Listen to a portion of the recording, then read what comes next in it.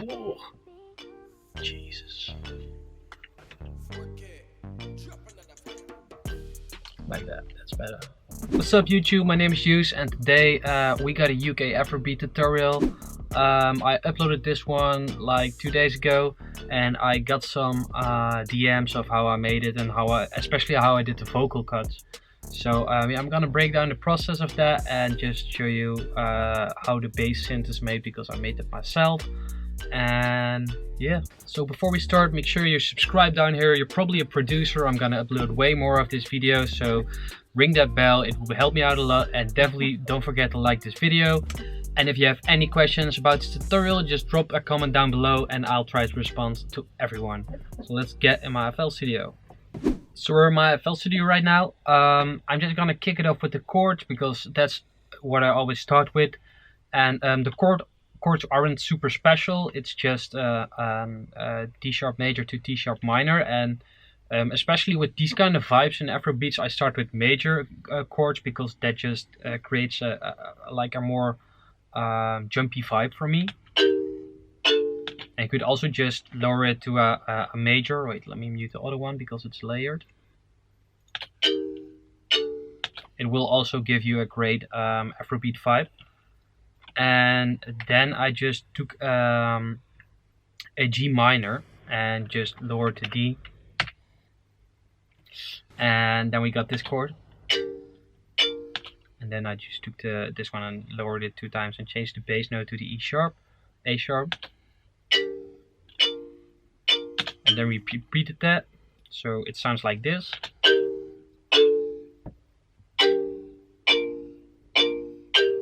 And the patches are, this always happens to me, just let me mute that. So the patches are marimba phone under mallets, and also I think marimba, yeah, marimba.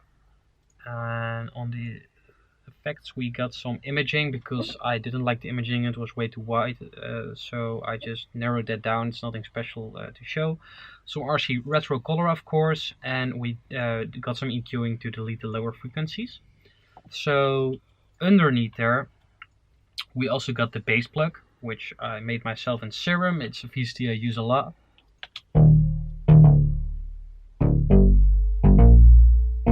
And the vibe I wanted to create was this kind of fatty web vibe. It's a US rapper, and so I tweaked a basic pattern from Serum with just a sine, and saw a sub coming out underneath that with a 24 low filter. You can just copy these settings, and I added some distortion myself and some hyperdimension. Just the hyperdimension really created the fatty web vibe, and the distortion just make it more raw. I can play them without those, and then with distortion, and then the hyper. It sounds way more wide, especially from the frequencies above the 200 hertz. So that's how that bass is made. And then beneath that we got some vocals going on. And I've been searching like 2 hours for a great sample on this beat, but I couldn't find anything, so I just thought I will take a cappella and just get cuts out of there. So the original a cappella, by the way, did this with SliceX. It's a plugin from FL Studio itself, and it sounds like this.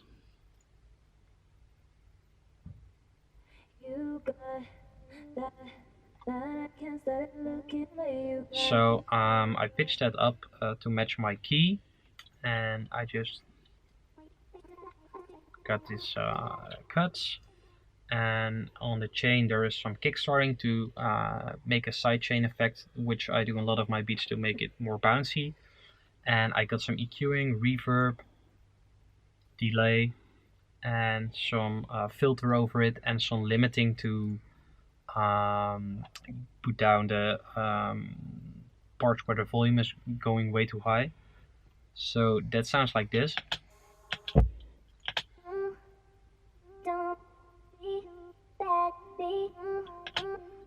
And yeah, so underneath I layered a pad just to create a bit more of depth. which I also did with expand, I think. Oh no, this is purity. Patch is called nymph. It's a piano, but I put a filter over it, low pass filter. Did some EQing and put some reverb and turn down the dry. So it sounds like this in the beginning.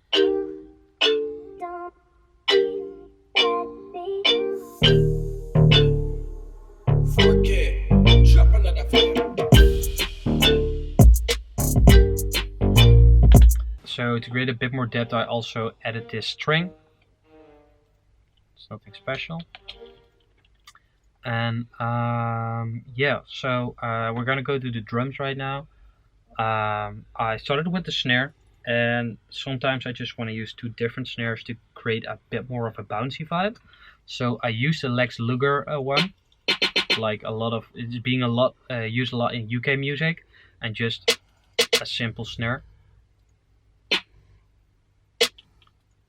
So it bounces from the one snare to the other one, and it just creates a great vibe, I think.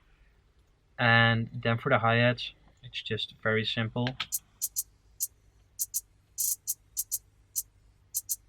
So at the end of the second bar, I just left a blank spot so that I could add a open hat, and that's in this pattern, I think.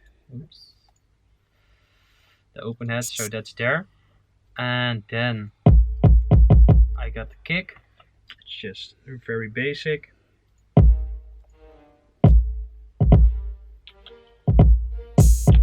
And I even used two different heads because this head is a bit different, but it creates a bit more of depth in the drums.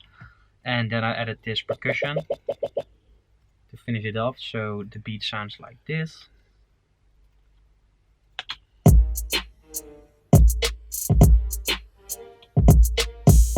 And then for impact I use this crash.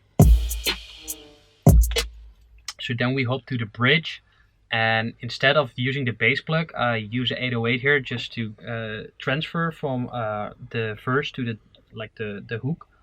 But I also wanted to have some low end in my verse, so that's why I used the bass plug, and then in the hook I used the 808. So to transfer that, I used a bridge, and I just added the pad underneath and the 808 without any kicks.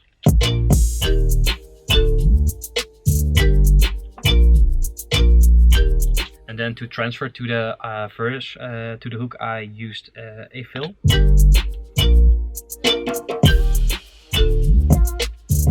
And when I'm at my hook, I always try to add some shakers because it creates a bit more depth, and I try to pan them out so that it sounds more full. And yeah, for the further rest, I just repeated the process. I just opened up here with some empty drums, so that you could add an outro of your hook or another verse to after the hook. So this open spot makes it transfer very easily to the new bass.